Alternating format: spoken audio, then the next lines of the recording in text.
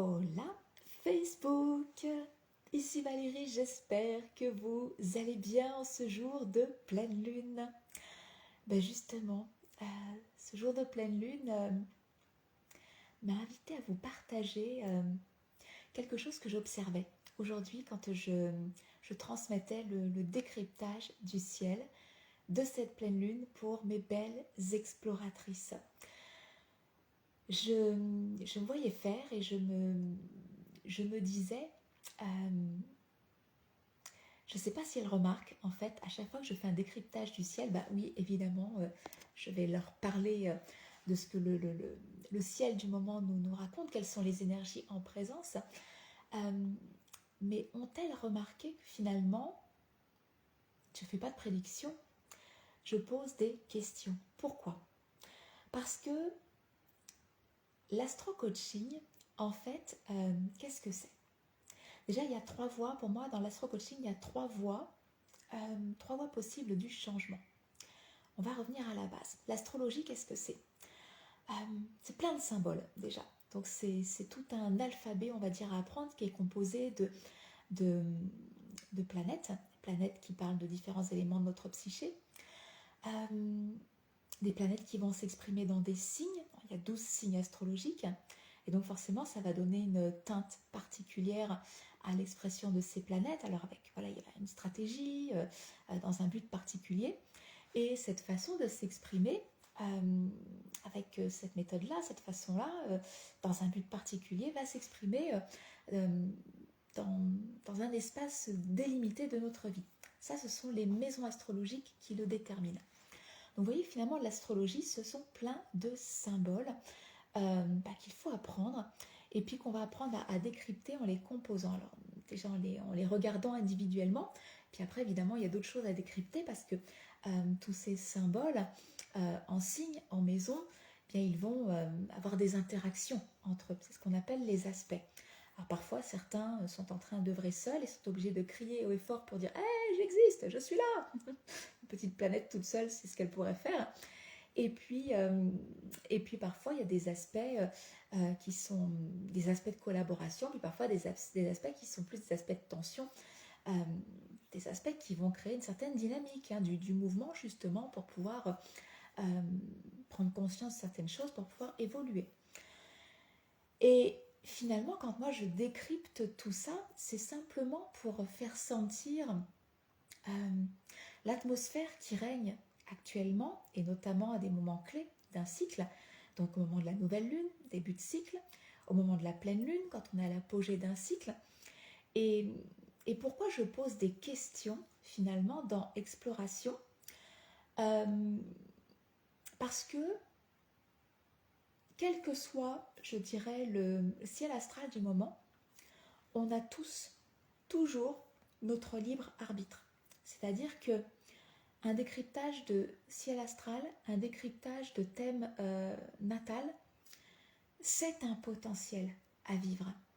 Et quand je le décrypte, c'est parce que c'est comme si on regardait en fait une rivière qui s'écoulait. Et vous savez, dans une rivière, le courant ne s'arrête jamais, quoi. C'est fluide, ça passe. Il va y avoir des obstacles, donc des défis, des rochers, peut-être des barrages, un amoncellement de branchages, mais l'eau continue de couler toujours. Il y a des défis, mais il y a des ressources aussi. Eh bien, un décryptage de ciel astral, c'est ça.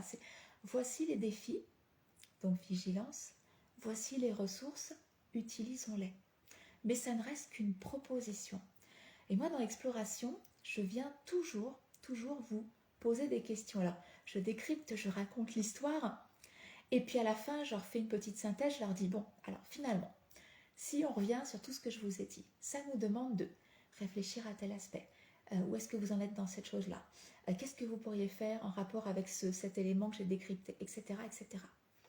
Parce que oui, notre libre arbitre, en fait, après, on l'a toujours. Et quelles sont les voies possibles de changement grâce à l'astro-coaching ? Eh bien, la première voie, quand on considère un symbole, enfin des symboles que j'ai décryptés ensemble, la première voie, c'est le refus. C'est-à-dire que oui, je vous fais une proposition, voilà ce que nous avons, un défi, des ressources, et vous pouvez très bien les refuser. Pour diverses raisons, hein, peut-être par peur, c'est classique, hein, parce qu'il y a un blocage, peut-être inconscient encore, et justement cette succession de cycles lunaires va nous permettre de mettre de la conscience justement sur ce qui nous empêche d'évoluer, sur ce qui nous empêche d'avancer. Le refus d'intégrer des symboles aussi, ça peut être par paresse. Vous savez, quand on est dans les énergies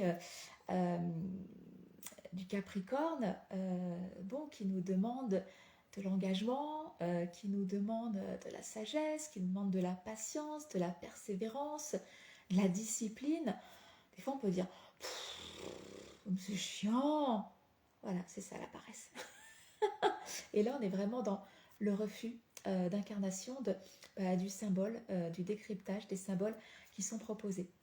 La deuxième voie d'évolution, c'est que oui, on peut dire ah ok, je comprends ce qui se joue et on va accepter d'exprimer le symbole, mais on va l'exprimer dans son côté sombre.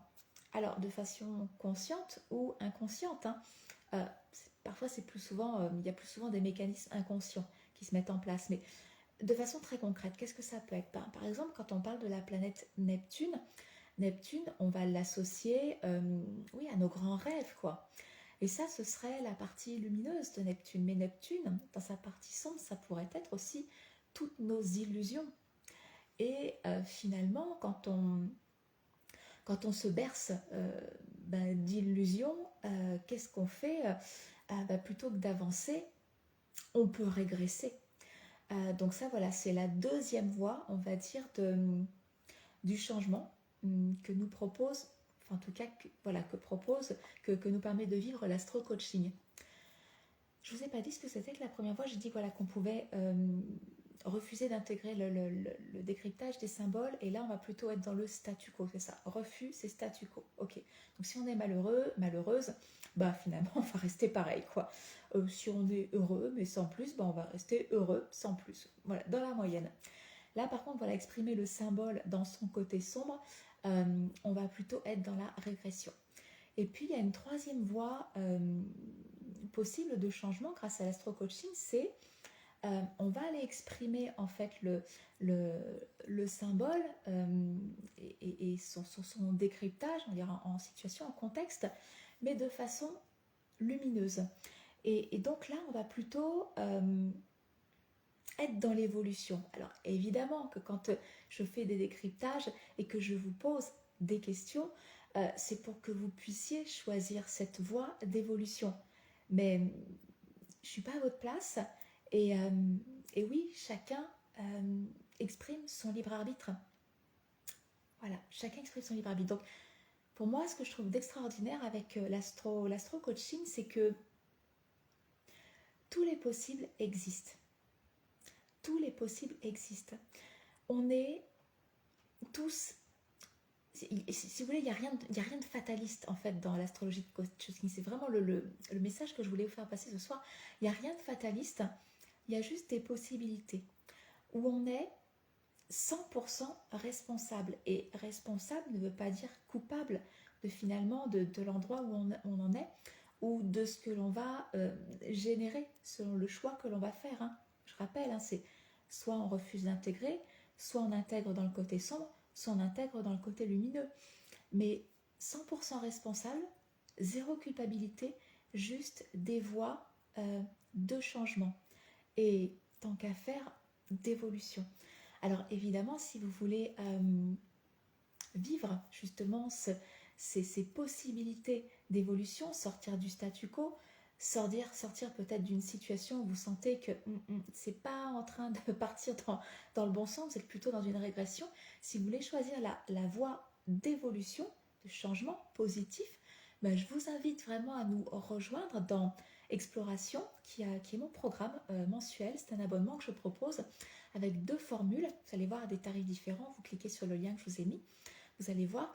Et vraiment, c'est un accompagnement vraiment très pointu, où vous êtes guidé dans toutes les phases, on va dire, que le cycle lunaire comporte. Donc finalement, tous tous les 2-3 jours, vous avez un type de réflexion, un type d'action à poser en lien avec justement ce qui se joue pour vous dans votre thème astral de naissance. Et moi je suis là voilà, pour vous décrypter, pour vous dire voilà la rivière qui coule actuellement, voici les défis qui se proposent à nous, voilà les ressources aussi que nous avons, et voici les questions que je vous soumets pour que vous puissiez choisir votre propre voie d'évolution. Sur ce, je vous souhaite une belle soirée, une belle nuit, et je vous dis à demain. Coucou Cécile, j'espère que tu vas bien.